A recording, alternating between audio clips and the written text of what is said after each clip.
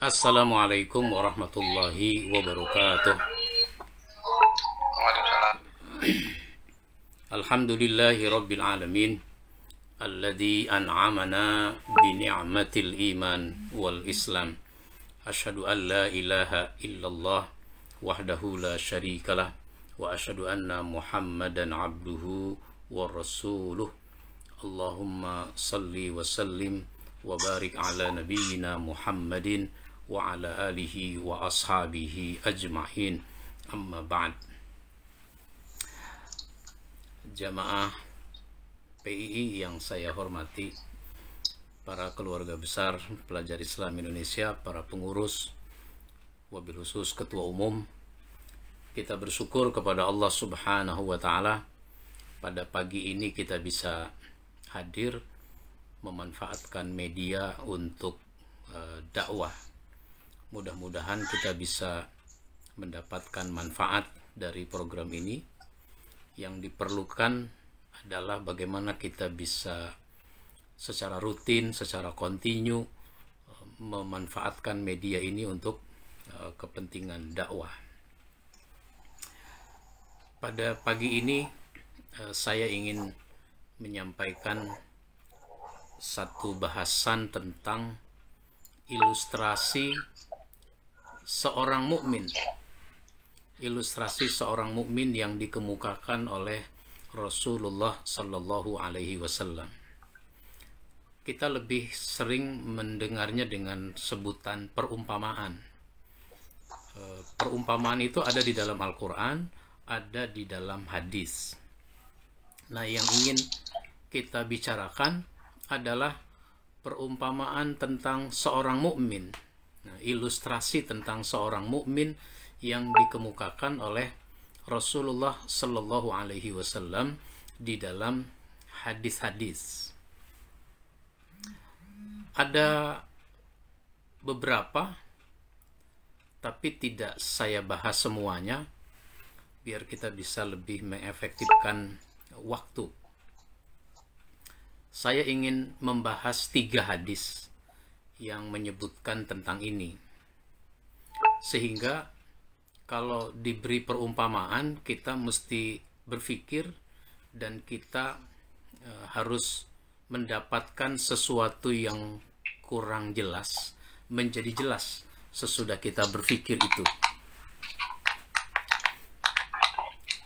Yang pertama, Rasulullah Shallallahu Alaihi Wasallam menyebut seorang mukmin itu dengan sebutan cermin. Seorang mukmin itu seperti cermin. Di dalam hadis riwayat Abu Daud, itu disebutkan al-mu'min mir'atul mu'min.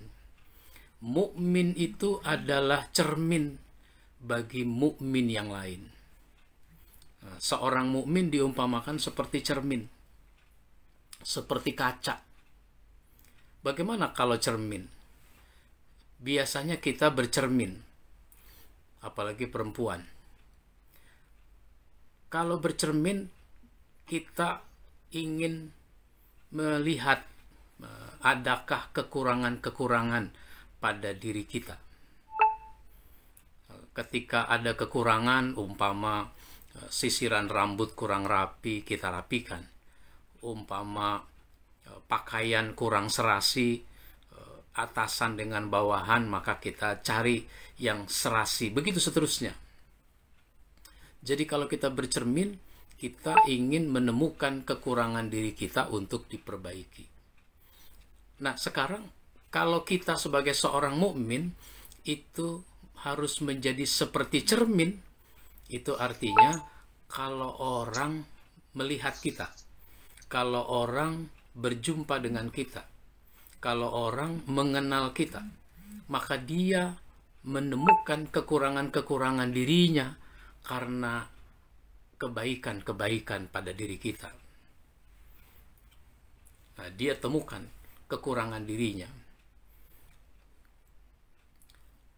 Sebagai sebuah contoh, Umar bin Khattab bisa jadi merasa dia sudah dermawan. Kenapa? Dia bawa uang yang banyak ke rumah Nabi. Lalu ketika sudah berjumpa dengan Nabi, dia mengatakan, "Ya Rasulullah, saya ingin bersedekah. Saya ingin berinfak fi sabilillah." Ini diterima. Tentu Rasulullah menerima dengan senang hati. Kemudian Rasulullah membukanya, bungkusan itu, lalu melihatnya. Oh, ternyata uang yang diberikan oleh Umar bin Khattab begitu banyak. Maka Rasulullah mau memanfaatkan dana itu untuk kemaslahatan umat, untuk perjuangan dan seterusnya. Selesai sudah. Tapi nggak lama kemudian datang Abu Bakar As-Siddiq. Ketika Abu Bakar datang, ternyata tujuannya sama. Abu Bakar membawa bungkusan yang lebih besar. Kemudian dia bilang, "Ya Rasul, saya mau berinfak, saya mau bersodakoh, terimalah ini." Maka diterima oleh Rasul. Sesudah diterima, Rasul buka bungkusannya, Rasul perhatikan, ternyata jumlahnya jauh lebih banyak yang diberikan oleh Umar bin Khattab. Nah, melihat hal itu, Umar menangis. Kenapa Umar menangis? Yaitu tadi, dia merasa sudah cukup dermawan, ternyata masih ada orang yang lebih dermawan. Maka Umar mengatakan, "Wahai Abu Bakar, urusan kebaikan tidak ada orang yang mengalahkan engkau." Nah, ini sebuah contoh. Itu namanya Umar bercermin kepada Abu Bakar As-Siddiq. Meskipun dia sudah baik, tapi ternyata dia menemukan kekurangan dirinya pada kebaikan orang lain, dalam hal ini Abu Bakar As-Siddiq. Nah, yang harus kita koreksi dari diri kita adalah, kalau orang mengenal kita, kalau orang berjumpa dengan kita, kalau orang mengetahui kita, apa kekurangan yang dia rasakan dari kebaikan diri kita. Ini bukan untuk menyombongkan diri, tetapi kita harus bisa menjadi seperti cermin. Contoh lain, dulu ada seorang sahabat namanya Tolha. Di waktu malam yang sudah agak larut, dia dalam perjalanan mau pulang. Ketika dia dalam perjalanan, itu mesti melewati rumah seorang nenek. Nah, ternyata ketika dia akan melewati rumah seorang nenek, dari cahaya yang remang-remang, ada orang membuka pintu keluar dari rumah itu. Tentu dia heran. Seorang laki-laki keluar dari rumah seorang nenek. Maka Tolhah bersembunyi untuk mencari tahu siapa yang keluar dari rumah si nenek itu. Setelah diperhatikan, ternyata Umar bin Khattab yang keluar dari rumah itu. Keesokan malamnya, pada jam yang sama, katakan begitu, dia malah nunggu di tempat itu. Ini malam Umar keluar lagi nggak dari rumah itu? Ternyata keluar lagi dari rumah itu. Keesokan malamnya lagi begitu juga. Dia bertanya-tanya, ada apa Umar? Sepertinya rajin dia datang kemari. Keesokan harinya, Tolhah menemui si nenek itu. "Ibu, saya perhatikan Khalifah Umar suka kemari ya?" "Iya, Khalifah Umar suka kemari, dan itu sudah biasa dia lakukan jauh sebelum dia jadi khalifah." "Oh, begitu. Kalau boleh tahu, ada keperluan apa Khalifah Umar rajin kemari?" "Saya ini kan sudah tua renta, hidup sebatang kara. Tidak ada orang membantu saya, tidak ada orang menolong saya, tidak ada orang menghibur saya. Itulah yang dilakukan oleh Umar kalau datang kemari. Dia tanya apa masalah saya, lalu dia selesaikan, dia pecahkan. Dia bantu masalah-masalah yang ada pada saya. Mendengar hal itu, Tolhah langsung mengatakan, celakalah Tolhah. Kenapa? Tolhah bercermin kepada Umar bin Khattab. Saya enggak sesibuk Umar, tapi saya enggak bisa melakukan itu. Saya belum bisa melakukan itu. Umar begitu sibuk, tapi ternyata masih bisa mengurus masalah seperti ini, yang sifatnya personal, bukan kelembagaan, katakan begitu kalau bahasa sekarang. Ini bukan kapasitas dia sebagai seorang khalifah sebenarnya, tetapi ini memang sudah dilakukan secara pribadi. Nah, itu namanya cermin, bercermin. Jadi bagaimana kita bisa menjadi cermin dengan perkataan kita, dengan apa yang kita lakukan, itu membuat orang menemukan kekurangan dirinya, lalu dia termotivasi untuk menjadi lebih baik. Nah, itu pertama, dan ini banyak sekali kejadian-kejadian yang mencermin, yang menggambarkan seorang mukmin itu harusnya memang menjadi cermin. Yang kedua, Rasulullah Shallallahu Alaihi Wasallam menyebutkan dalam satu hadis riwayat At-Tabrani, yaitu masalul mu'mini masalun nakhlati. Nakhlati pakai kho ya, karena nanti ada lagi yang pakai ha, nahlati. Ada nahlati, ada nakhlati. Masalul mu'mini masalun nakhlati, ma khakhasta min syai'in nafa'aka. Perumpamaan seorang mukmin itu seperti pohon kelapa. Seorang mukmin itu seperti pohon kelapa. Apa saja yang kamu ambil dari pohon kelapa itu bermanfaat buat kamu.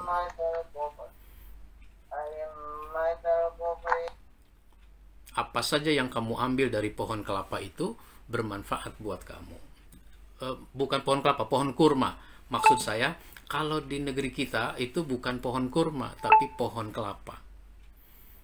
Apa saja yang kita ambil dari pohon kurma, dari pohon kelapa, itu bermanfaat buat kamu, buat kita. Ilustrasi seperti ini menunjukkan bahwa seorang mukmin harusnya bisa memberi manfaat yang baik,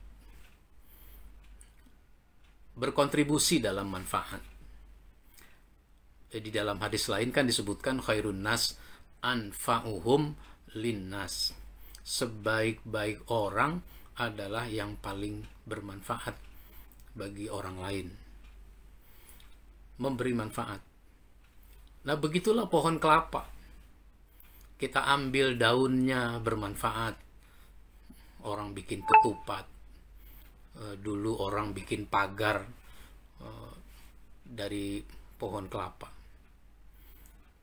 Diambil lidinya bermanfaat. Dulu kalau ibu-ibu mau mepes ikan, mepes tahu dan sebagainya, selain ada daun pisang, itu juga dicari lidi, lalu dipotong menyilang sehingga menjadi lancip untuk mengikat daun itu biar supaya tidak lepas. Itu namanya beating. Namanya beating. Sekarang orang pakai tusuk gigi. Bahkan ada yang pakai staples, daun pisang di staples. Diambil kayunya, kayu kelapa, batang kelapa. Wah, itu luar biasa. Kayu kelapa sangat kuat. Sehingga dulu orang mau bikin jembatan, cukup tebang pohon kelapa, potong-potong sesuai dengan ukuran yang diinginkan, disusun. Wah, itu mobil truk bisa lewat. apalagi buahnya dari kulit, batok, sampai dagingnya, airnya, semua bermanfaat. Nah sekarang sebagai seorang muslim, sebagai seorang mukmin, itu artinya kita harus seperti pohon kurma, seperti pohon kelapa yang memberi manfaat. Sekecil apapun potensi orang, dia bisa memberi manfaat, dan Rasulullah Shallallahu Alaihi Wasallam sangat mengapresiasi kontribusi sekecil apapun yang bisa jadi orang lain tidak anggap. Rasulullah menganggapnya, Rasulullah mengapresiasinya. Satu ketika Rasulullah itu sudah 3 hari datang ke masjid. Biasanya kalau datang ke masjid, mesti Rasul itu melihat seorang wanita berkulit hitam, bekas budak, asal dari Afrika. Rasul mesti melihat dia. Tapi sudah 3 hari ini Rasul tidak melihatnya. Maka Rasulullah bertanya kepada sahabat, itu wanita namanya Mahjanah. Rasul bertanya, Mahjanah kemana ya? Kayaknya udah hari ketiga ini saya tidak melihatnya. Kata sahabat itu, ya Rasul, dia kan sudah wafat. 2 malam yang lalu dia wafat. Jenazahnya langsung kami urus. Ya, tentu saja Rasulullah terkejut. Beliau mengucapkan innalillahi. Lalu beliau bertanya dengan nada agak marah. Mengapa ada orang wafat? Aku tidak dikasih tahu. Ya Rasul, dia wafat sudah malam, sudah larut malam. Engkau pun sudah istirahat. Enggak enak rasanya kami akan membangunkan engkau. Lagi pula dia kan orang biasa-biasa saja. Kalau bahasa kita bukan orang penting. Maka kita juga suka begitu. Kalau orang penting yang meninggal, kita sebarkan beritanya. Sementara kalau orang-orang biasa saja yang meninggal, enggak kita sebarkan beritanya. Nah, Rasulullah tentu menjadi marah. Enggak boleh begitu. Kalau ada orang meninggal, kasih tahu saya. Sekarang di mana kuburannya? Maka Rasulullah diantar ke kuburannya. Ini ya Rasul kuburannya. Maka Rasulullah sholat di atas kuburannya. Sholat jenazah atau sholat gaib. Jenazahnya sudah dikubur, baru disolatkan karena beliau belum menyolatkannya. Pak Ustadz, kan nggak boleh sholat di atas kuburan. Memang tidak boleh. Ini kan sholat jenazah. Sekalipun sholatnya di masjid juga, jenazah itu ada di depan orang-orang yang sholat. Makanya sholat jenazah itu tidak ruku, tidak sujud. Sehingga nggak ada kesan menyembah mayat. Nah, itu begitu. Nah, yang jadi pertanyaan, mengapa Rasul sampai begitu? Sampai merasa begitu kehilangan atas wafatnya orang yang dianggap nggak penting itu. Tapi bagi Rasul dia penting. Kenapa? Rasul kalau datang ke masjid, Mahjanah itu suka sedang membersihkan masjid. Jadi dia suka membersihkan masjid. Kalau begitu apa kontribusinya? Kontribusinya, manfaatnya adalah tenaganya. Jadi kita harus bermanfaat dengan tenaga kita. Mulai dari di rumah. Di rumah bermanfaat dengan tenaga kita. Nggak ada salahnya seorang suami cuci piring. Nggak ada salahnya, nggak ada jeleknya seorang suami ngepel dengan tenaganya. Nah, itu begitu. Jadi bermanfaat dengan tenaga. Bermanfaat dengan ilmu. Semua kita punya ilmu. Maka ilmu itu harus dimanfaatkan. apalagi sekarang untuk menyebarkan, menyampaikan ilmu yang kita punya itu gampang. Bisa kumpulkan orang yang tidak lebih pintar dari kita untuk kita ajarkan itu ilmu. Bisa menggunakan media sosial. Ya, jadi ajarkan ilmu. Maka seorang sahabat namanya Abdurrahman itu sangat besar jasanya. Sahabat ini masuk Islam tahun ke-7 Hijrah. Jadi 7 tahun sesudah hijrah dia baru masuk Islam. Padahal sahabat-sahabat banyak yang sudah masuk Islam sebelum hijrah kan. Makanya dia merasa ketinggalan. Dia merasa ketinggalan jadi orang Islam, sehingga dia ingin mengejar ketertinggalannya itu. Dia habiskan sebagian besar waktu bersama Nabi. Kemana Nabi pergi dia ikut, di mana Nabi berada dia ada di sisi Nabi. Dan ternyata dia punya kelebihan. Kelebihannya adalah dia kalau mendengar Nabi ngomong itu bukan cuma ngerti, bukan cuma paham, tapi hafal kata per kata, kalimat per kalimat, bahkan huruf per huruf dia hafal. Dia merekam pembicaraan Nabi, lalu dia menyampaikannya lagi. Dia menyampaikan lagi kepada sahabat-sahabat yang tidak hadir, yang tidak ikut bersama Nabi. Kenapa? Karena memang Nabi mengajarkan begitu. Kalau belajar, yang hadir sampaikan pada yang tidak hadir. Maka sahabat Abdurrahman ini menjadi salah seorang sahabat yang paling banyak meriwayatkan hadis. Meskipun efektifnya dia bersama Nabi sekitar 3 tahun.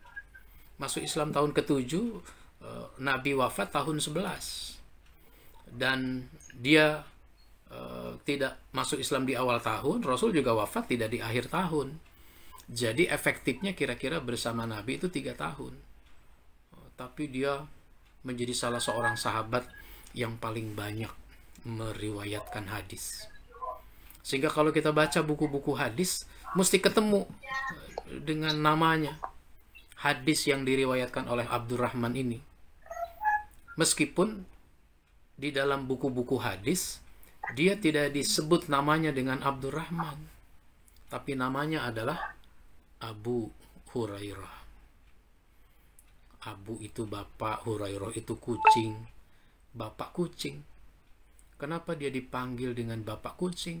Karena dia punya kucing kesayangan. Kemana dia pergi bawa kucing. Kalau dia lagi males bawa kucing, kucingnya ngikuti dia. Nah, ini sebuah contoh. Dia bermanfaat dengan ilmu. Lalu bermanfaat dengan pemikiran. Kita punya gagasan, kita punya ide, sampaikan. Termasuk pemikiran, gagasan kepada orang lain yang mungkin punya problem. Berkontribusi, bermanfaat dengan harta. Sesedikit-sedikitnya harta itu harus bermanfaat. Karena banyak sahabat meskipun tidak kaya tapi dermawan.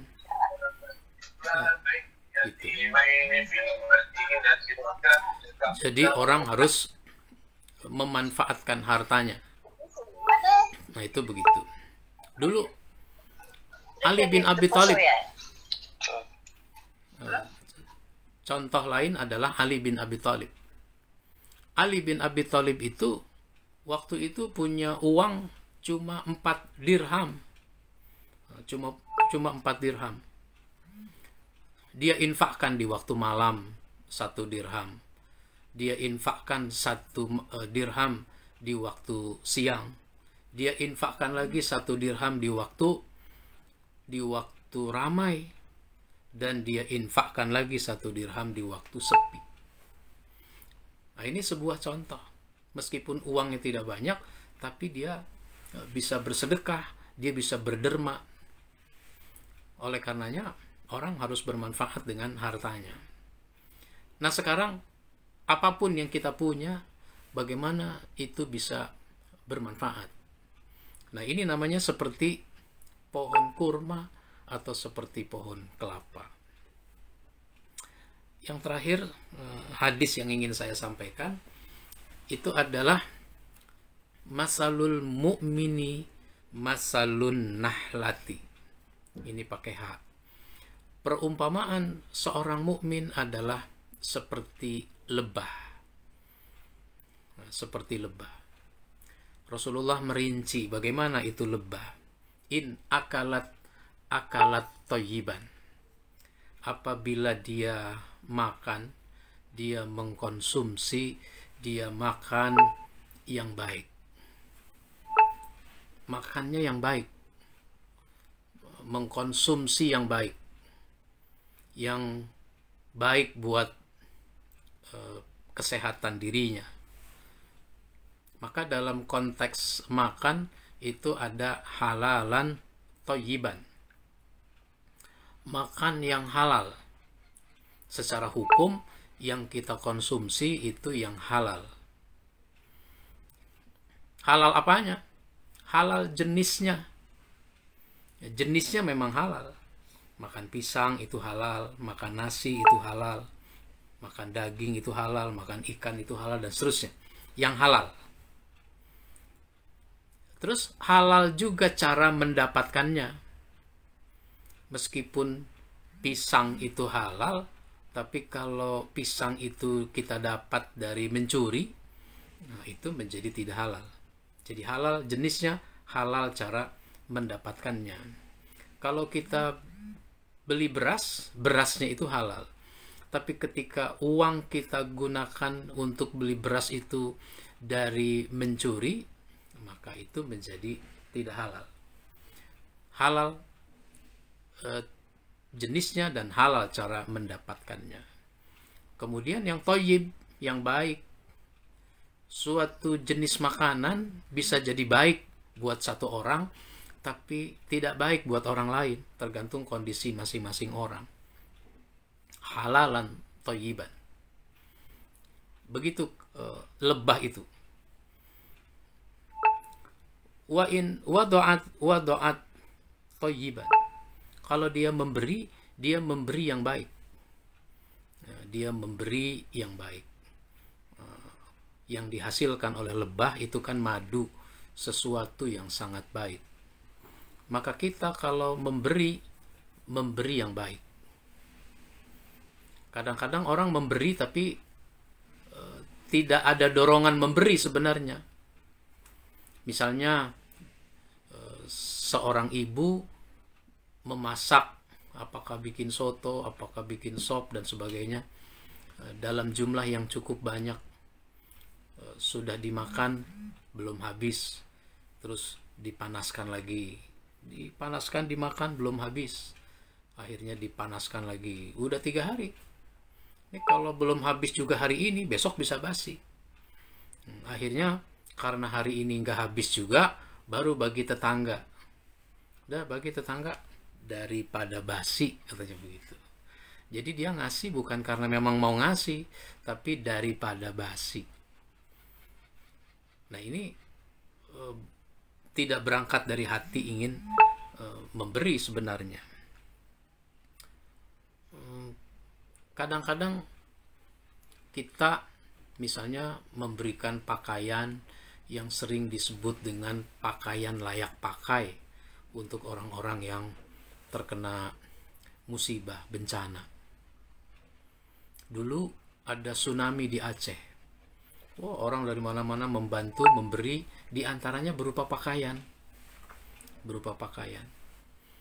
Garuda misalnya, pesawat Garuda, itu menggratiskan pengiriman bantuan, untuk kargonya itu digratiskan. Tapi Garuda tidak mau membawanya begitu saja, mengangkutnya begitu saja.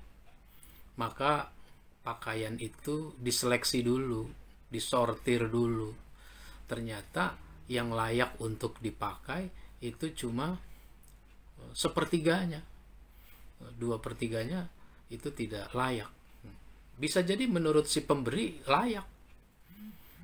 Mestinya kan dalam situasi seperti itu pakaian yang diberikan misalnya udah bersih, tinggal pakai. Ini pakaian lama, disimpan begitu lama, udah katakanlah baunya apek, dikirim. Padahal di sana kan susah air, orang tinggal pakai, maksudnya bukan harus nyuci dulu misalnya. Nah, itu contoh. Jadi kadang-kadang yang menurut kita itu layak, orang lain mungkin layak, tapi menurut kita nggak layak. Jadi kita ngasih karena sudah nggak layak. Beri yang terbaik. Nah itu. Terus yang ketiga diilustrasikan oleh Nabi, lebah itu wa in waqa'at ala udin nakhirin lam taksirhu. Apabila dia hinggap di dahan yang lapuk sekalipun, itu tidak mematahkannya. Jadi ketika dia hinggap di kayu yang lapuk, itu tidak mematahkannya. Karakter lebah itu berarti tidak suka merusak. Maka seorang muslim, seorang mukmin itu jangan sampai merusak. Jangan suka merusak. Baik merusak lingkungan hidup maupun merusak peradaban. Seorang mukmin jangan suka merusak. Nah, begitulah lebah. Kita diumpamakan seperti lebah yang harus mengkonsumsi sesuatu yang baik, memberikan sesuatu yang baik, dan tidak suka melakukan kerusakan-kerusakan.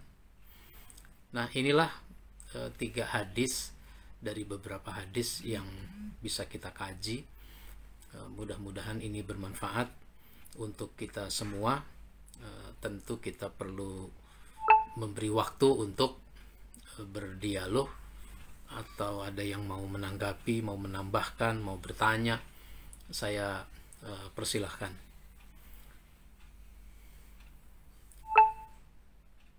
Silahkan Pak Syarif. Silakan sahabat-sahabat, teman-teman, kalau ada yang mau bertanya atau mau memberikan pendapat dari teman-teman, silakan. Monggo. Adakah? Supriyatna udah. Ada yang resen. Oh, oke. Pak Supriyatna, siapa lagi? Oh ya, Pak Supriyatna. Silakan Pak Supriyatna. Ayo Kang, silakan Kang.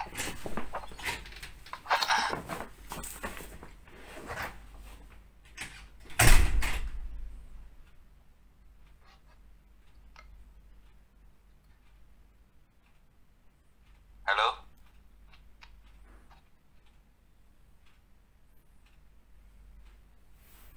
Mana? Oh, bukan mau nanya rupanya. Oke. Ada lagi? Ada. Silakan. Siapakah? Assalamualaikum warahmatullahi wabarakatuh. Waalaikumsalam. Oh, Pak Raihan. Oh, silakan. Waalaikumsalam. Enggak, Kang? Ya, terima kasih Ustadz Ahmad Yani yang telah memberikan pencerahan kepada kita semua dalam tema yang diambil sangat bagus. Dalam Videonya dibuka Pak Ustadz. ya, Videonya. keimanan. Ya, bagus. Nah, Video ya. videonya dibuka, Kang. Oh, videonya dibuka. Videonya Oke. dibuka. Biar kelihatan gantengnya.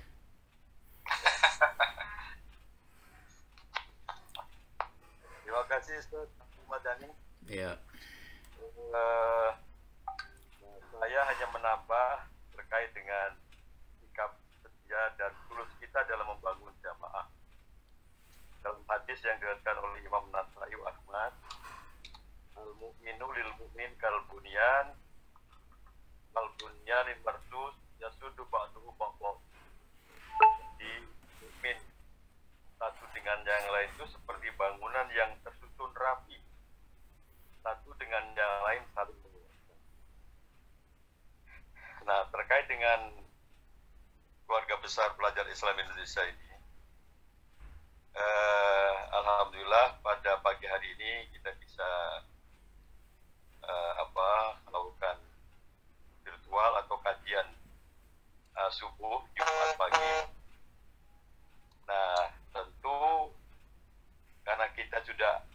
ada dalam jamaah, maka kita harus saling menguatkan. Ke hadis yang kedua itu menyambung dari apa yang diriwayatkan oleh Ustaz tadi. Ada hadis juga yang diriwayatkan oleh Imam Bukhari Muslim. Masalul mu'minina fi tawadihim wa tarahumihim wa ta'atufihim kamathil jasadir wahid. Perumpamaan mukmin satu dengan yang lain itu saling mencintai, saling menyayangi, saling mengunjungi. Ya, mungkin kalau dalam hal ini melalui virtual ini cukup efektif ya, kalau kita hari ini kan tidak mungkin untuk kumpul-kumpul seperti yang dulu. Nah, melalui ini saling sapa, saling mengingatkan sangat bagus saya kira. Saling menyayangi, ya. Nah, kama tadi jasad wahid, seperti satu jasad, luar biasa sesungguhnya.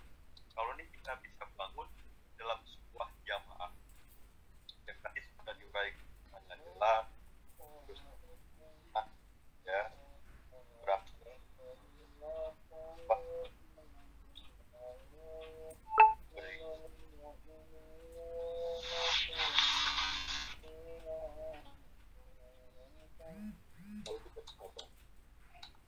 lagi di keluarga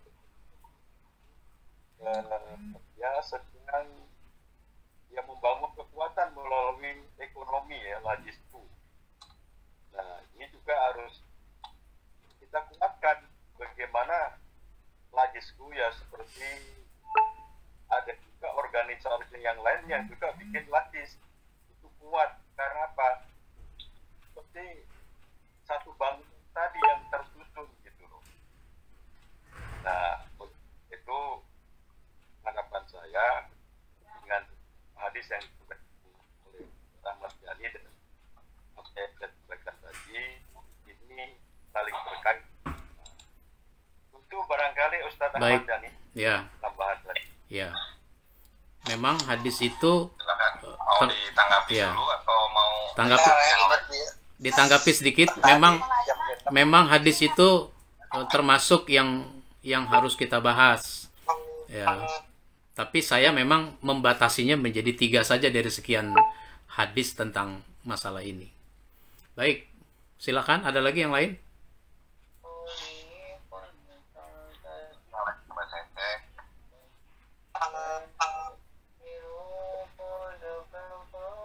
Oh iya, ada lagi sahabat-sahabat. Cukup ya. Apakah Pak, saya lihat lagi ada pemahaman pertanyaan. Oh ini paham untuk data. Nah, ya maaf. Assalamualaikum warahmatullahi wabarakatuh. Waalaikumsalam. Sehat Kang Asep? Sehat Kang. Pak Ustadz Ahmad Yani. Alhamdulillah. Yang kemarin diuji oleh Allah, alhamdulillah sehat ya. Ya. Alhamdulillah. Videonya dibuka Kang. Ya. Videonya dibuka, videonya. Udah ini aja lah.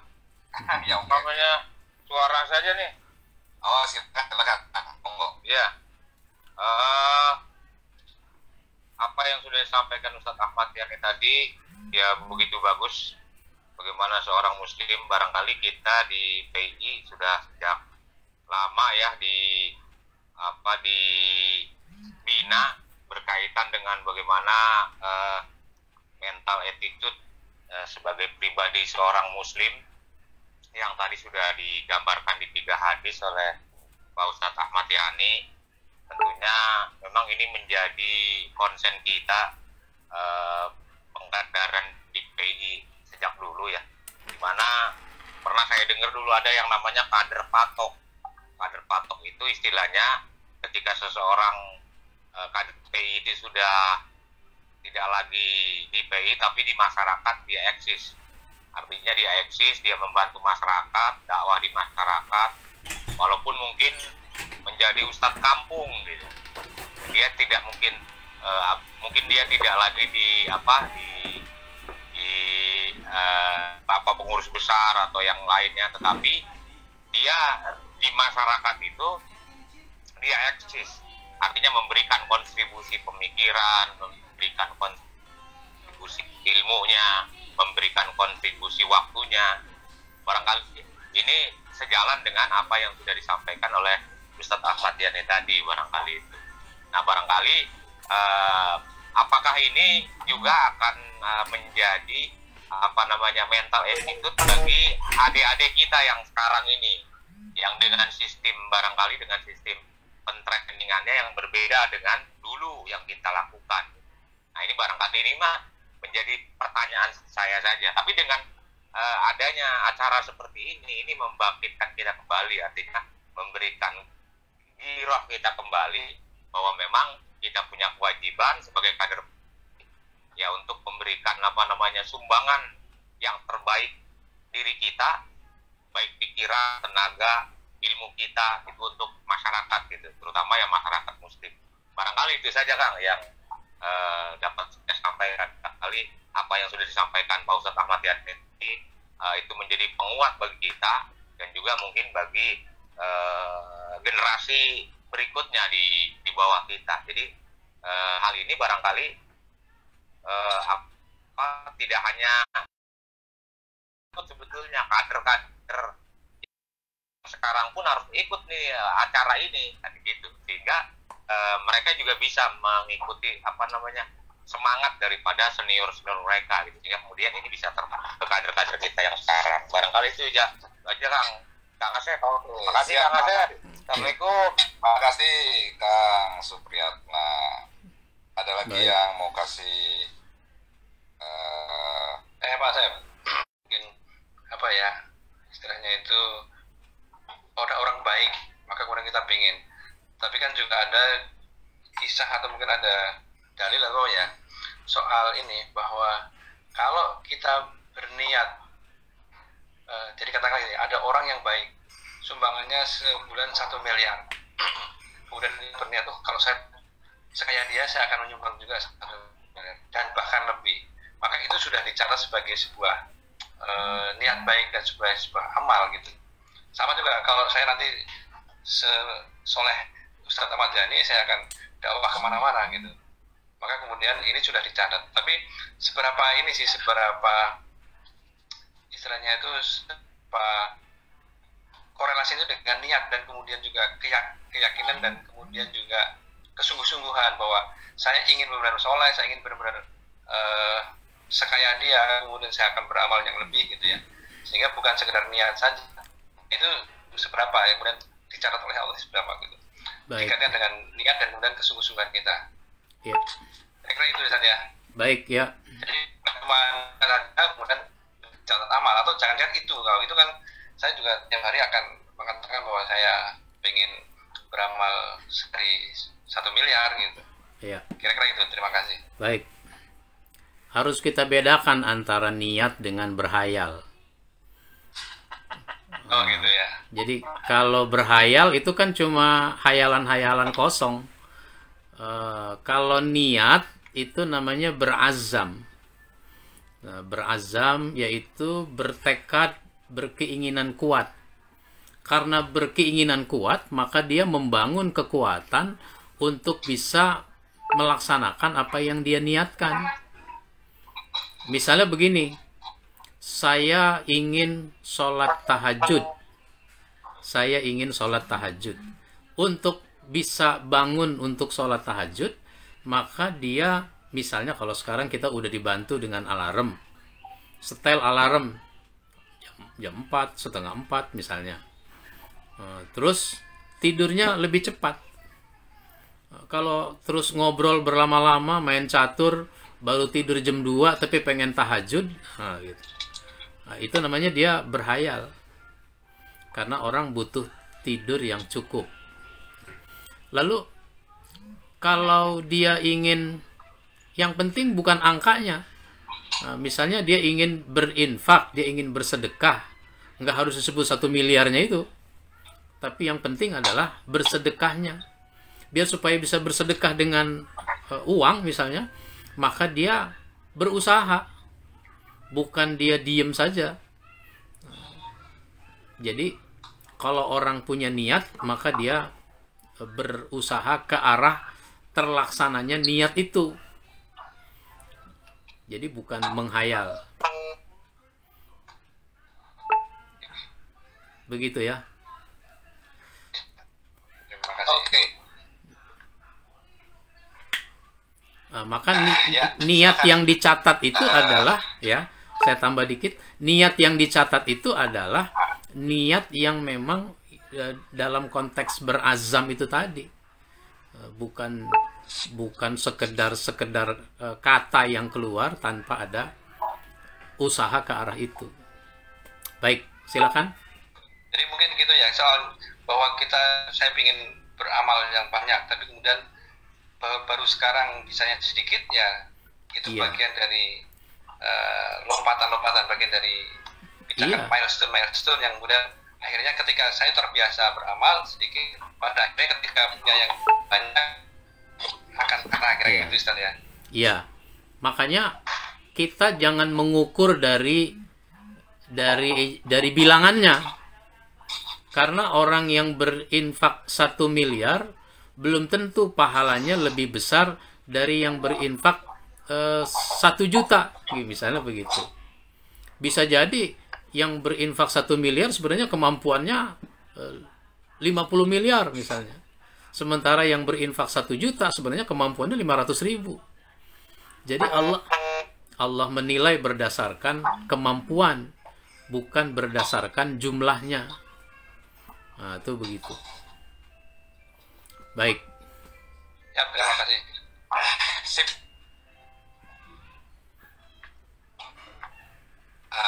Menarik ini. Ada lagi sahabat-sahabat Akang Ete, Kanda Yunda. Ya, Kak. Halo. Oh ya, ya. Ya, silakan. Ya. Ini tadi itu maksud saya begini, Ustadz Ahmad Yani. Ini kan bisa realisasi keimanan.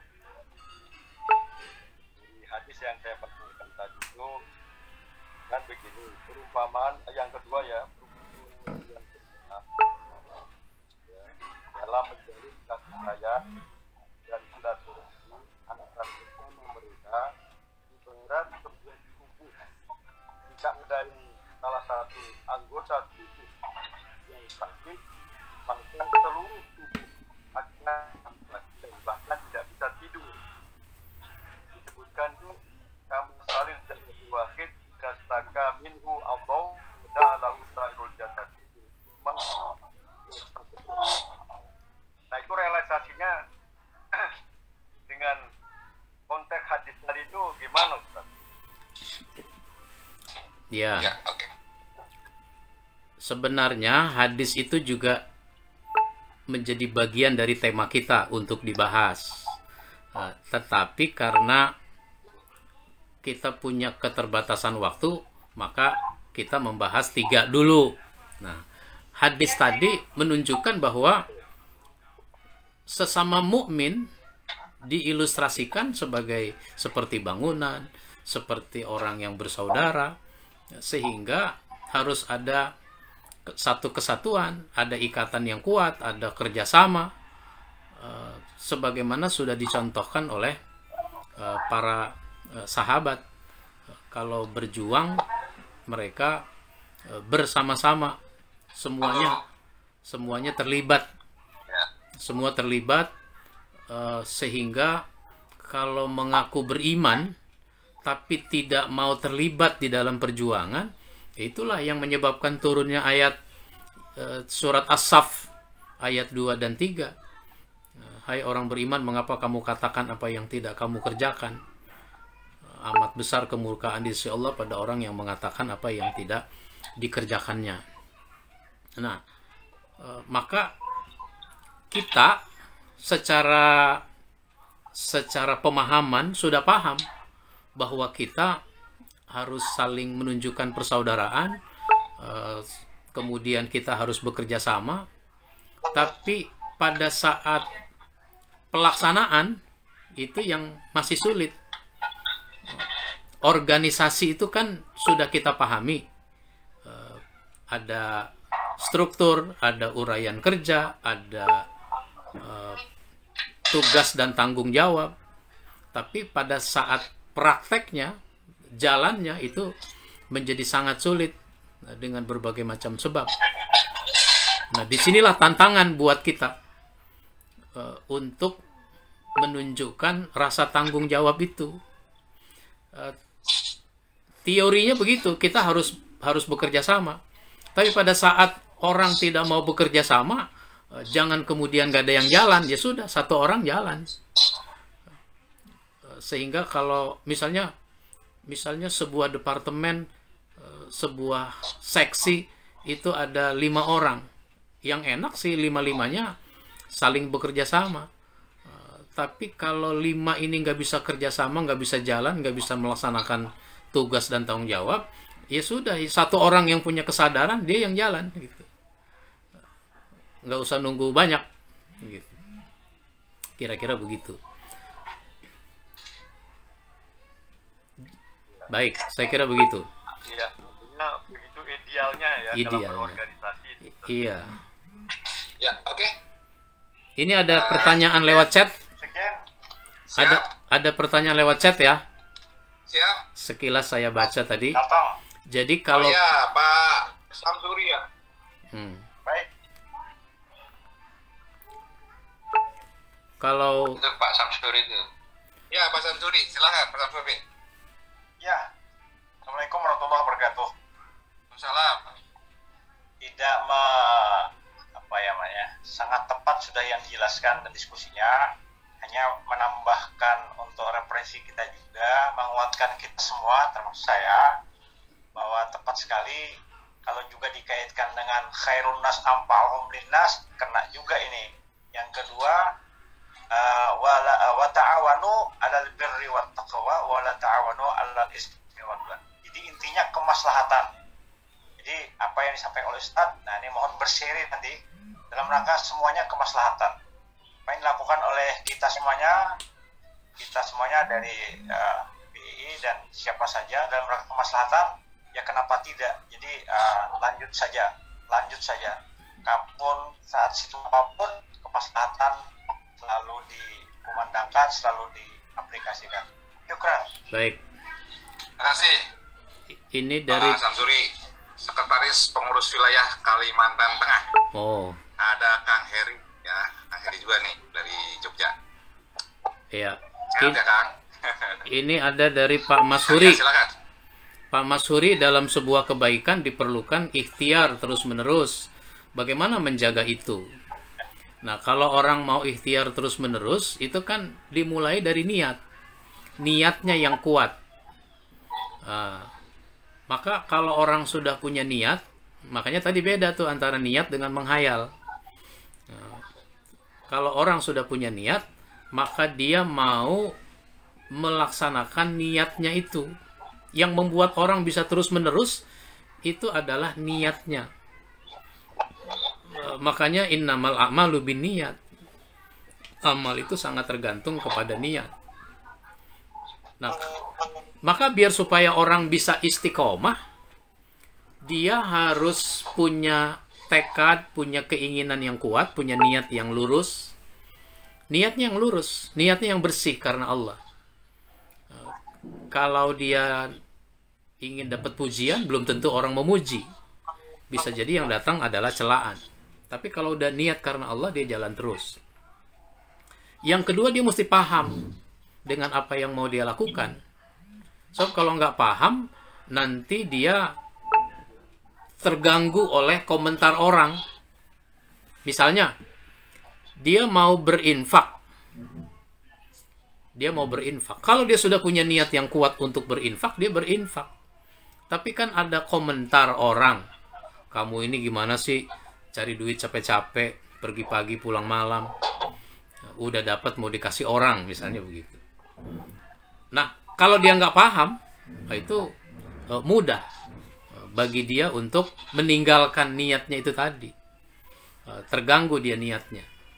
Jadi dia mesti paham. Kalau nggak paham, dia terganggu, tergoda, terpengaruh oleh omongan orang yang tidak paham. Biar supaya istiqomah, ya diperlukan penguatan. Penguatan itu diantaranya dari pergaulan. Dari pergaulan. Maka bergaul dengan orang yang lebih baik dari kita menjadi penting. Bukan berarti tidak boleh bergaul dengan yang tidak lebih baik dari kita. Maka kalau kita bergaul dengan yang lebih baik dari kita, kita ingin mendapatkan input. Sedangkan kalau bergaul dengan orang yang tidak lebih baik dari kita, kita mau memberikan input kepada orang yang kurang baik. Jadi di situ penting. Jadi bergaul pada orang yang lebih baik dalam rangka mendapatkan perbaikan, mendapatkan penguatan. Bergaul pada orang yang tidak lebih baik dalam rangka memberikan penguatan, memberikan arahan. Sehingga kalau kita sudah memberikan arahan, itu nanti menjadi beban moral bagi kita. Disitulah pentingnya kita berdakwah. Bukan berdakwah dalam konteks ceramah ya. Dalam rangka membuat orang menjadi beriman dan taat kepada Allah dengan berbagai cara yang baik. Sehingga kalau kita berdakwah, kepentingannya buat kita juga. Kepentingannya buat kita juga. Masa saya tidak baik, padahal saya mengarahkan orang untuk menjadi baik. Kira-kira begitu. Baik. Oke, sahabat-sahabat, ini sudah jam 7 ya. Jadi kita batasi pertemuan karena kita ingin kegiatan ini istiqomah. Ya, itu yang penting ya. Betul ya tadi ya? Iya. Jadi niat baik kita jaga bareng-bareng. Mudah-mudahan minggu depan masih dilanjut ya temanya ya, Tad? Iya. Nanti kita koordinasi lagi, mudah-mudahan cocok waktu ustadznya. Untuk sementara ya, untuk sementara kita sepakat ini Jumat pagi ya. Kalau pagi lebih seger, cukup 1 jam. Setelah itu kita beraktivitas seperti biasa masing-masing. Nanti ketemu lagi Jumat berikutnya, ngaji lagi gitu tadi ya. Yeah. Setiap minggu aja kita kawal, insya Allah nanti akan ada dampaknya ya. Yang penting kita istiqomah. Terima kasih partisipasi dari sahabat-sahabat pengurus pusat KBPI, ada pengurus wilayah ya, ada juga sesepuh KBPI kita nih Pak Engkos ya. Saya lihat menyaksikan dari rumahnya ya, Wilujeng Enjing nih Pak Engkos. Baik, semuanya juga ya, ada Bu Elva, ada semuanya dah ya. Teman-teman, sekali lagi saya ucapkan terima kasih atas partisipasi dan dukungannya. Doa kita, doa terakhir Tad, supaya kita afdol ini sebelum kita tutup. Monggo Tad. Bismillahirrahmanirrahim. Alhamdulillahirrabbilalamin. Alhamdulillahirrabbilalamin. Hamdan yuwafi ni'amahu wa yukafi'u mazidah. Ya Rabbana lakal hamdu kama yanbaghi li jalali wajhikal karim wa azimi sultanik. Allahumma salli ala Muhammad wa ala ali Muhammad. Allahumma arinal haqqa haqqa warzuqna ittiba'ah wa arinal batila batila warzuqna istinabah. Allahumma inna nas'alukal huda wat tuqa wal afafa wal ghina. Rabbana hab lana min azwajina wa zurriyyatina qurrata a'yun waj'alna lil muttaqina imama. Allahumma ansurna fa innaka khairun nasirin waftah lana fa innaka khairul fatihin waghfir lana fa innaka khairul ghafirin warhamna fa innaka khairur rahimin warzuqna fa innaka khairur raziqin wahdina wa najjina minal qawmil kafirin. Rabbana atina fid dunya hasanah wa fil akhirati hasanah wa qina adzaban nar walhamdulillahi rabbil alamin. Wassalamu alaikum warahmatullahi wabarakatuh.